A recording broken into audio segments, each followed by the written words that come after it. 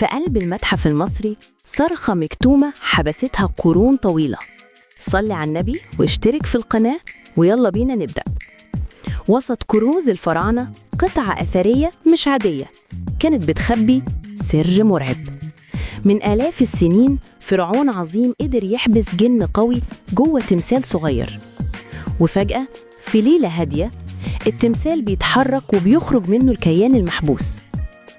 الجن ده صحي من سباته الطويل وهدفه واحد بس: الانتقام من سلالة الفرعون اللي حبسوه. بدأ يدور على أحفاد الفرعون في شوارع القاهرة الحديثة. شاب اسمه كريم ما يعرفش إنه بيحمل دم الفراعنة في عروقه. الجن لقى أثره وبدأت مطاردة شرسة بين الماضي والحاضر. كريم بيحس بقوة غريبة بتطارده ومش فاهم إيه اللي بيحصل. كل الأبواب بتتقفل في وشه والظلام بيقرب منه.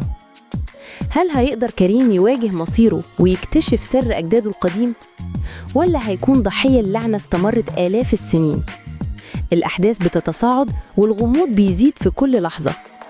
الصراع الأبدي بين الخير والشر رجع من تاني. نهاية المطاردة دي هتحدد مصير العالم. تابعوا معانا عشان تعرفوا إيه اللي هيحصل. وهنا خلصت حكايتنا. هشوفكوا تاني إن شاء الله.